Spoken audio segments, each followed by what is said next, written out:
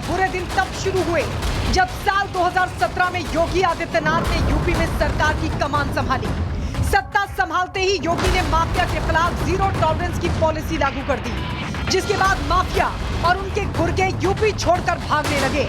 मुख्तार अंसारी पर भी ऐसा शिकंजा कसा गया कि उसने साजिश रचकर खुद को यूपी की जेल से पंजाब जेल में शिफ्ट करवा लिया। लेकिन योगी सरकार सुप्रीम कोर्ट तक लड़ाई लड़कर उसे यूपी की जेल वापस ले आई।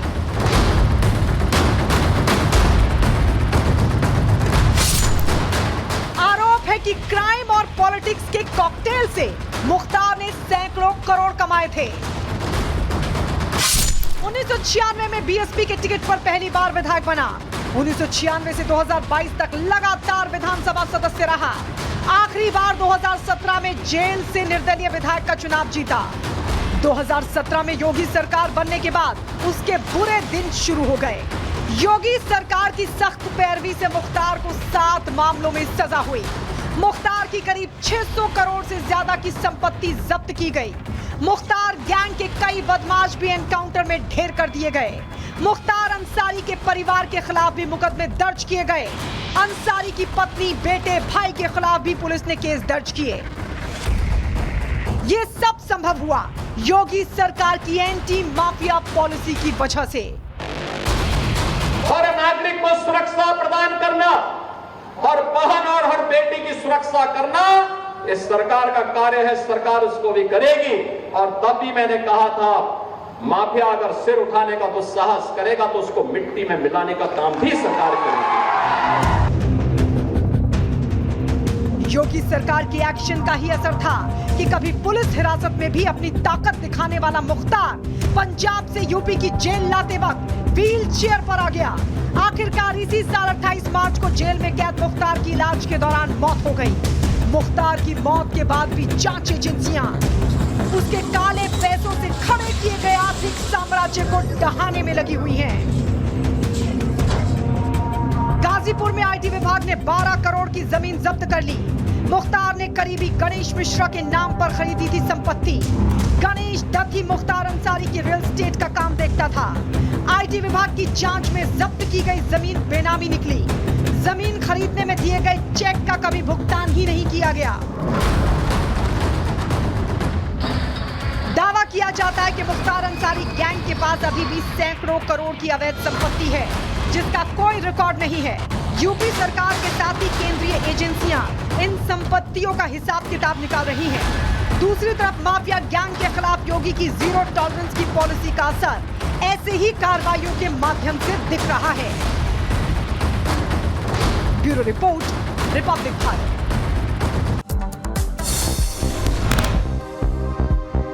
शिमला में बीते दिन प्रदर्शनकारियों पर हुए लाठीचार्ज को लेकर आज हंगामा। सड़कों पर उतरा हिमाचल व्यापार मंडल। पुलिस कार्रवाई के विरोध में बंद किए बाजार।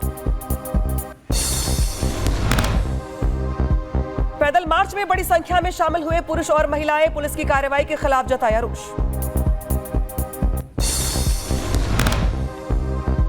मस्जिद विवाद पर बोले शिमला के एसपी संजीव कुमार गांधी। विरोध प्रदर्शन को बताया सुनियोजित। कुछ पुलिसकर्मी भी हुए घायल।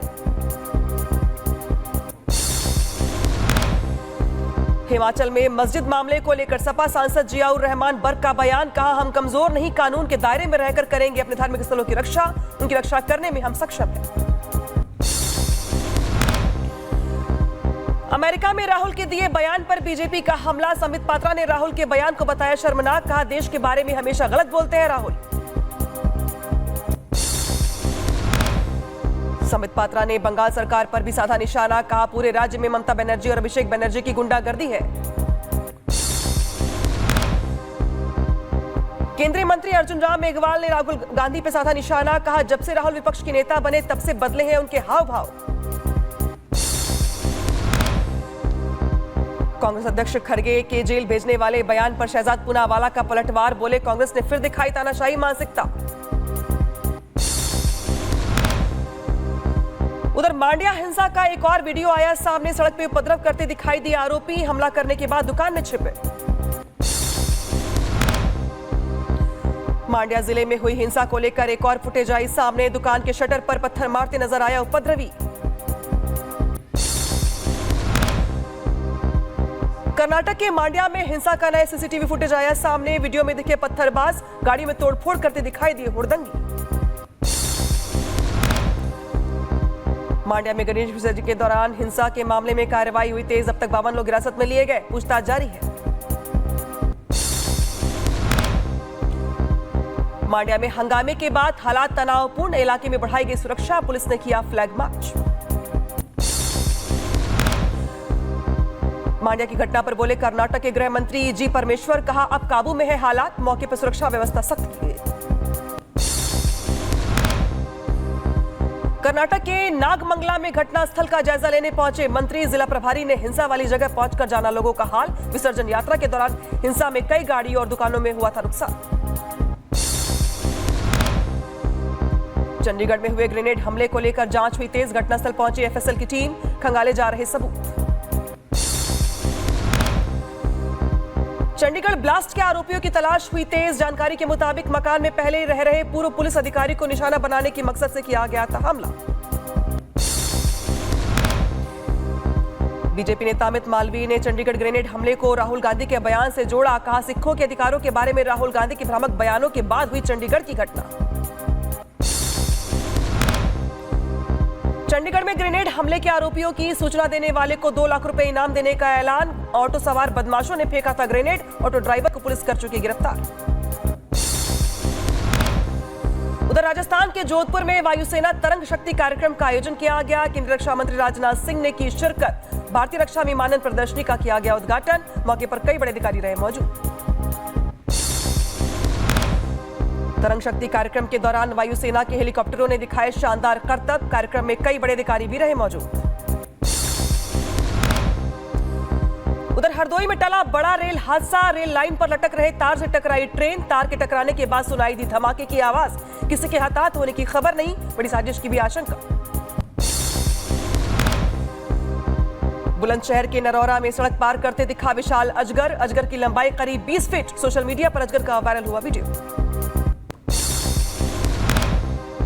मध्य प्रदेश के दतिया में गिरी दीवार। करीब 9 लोगों के मलबे में दबे होने की आशंका। 2 लोगों की मौत और 2 लोगों को बचाया गया। राहत का काम जारी।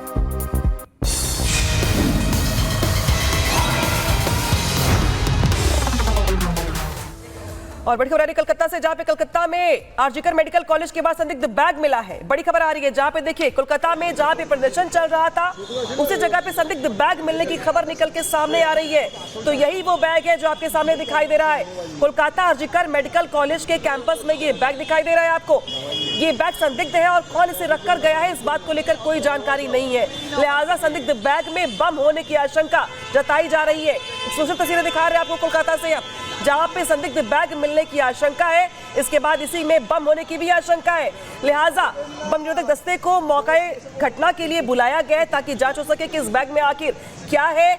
इसके अलावा आसपास के इलाके को खाली करवा दिया गया है क्योंकि संदिग्ध बैग है ये बैग क्यों रखा गया, कब रखा गया, इस बैग में क्या है, तमाम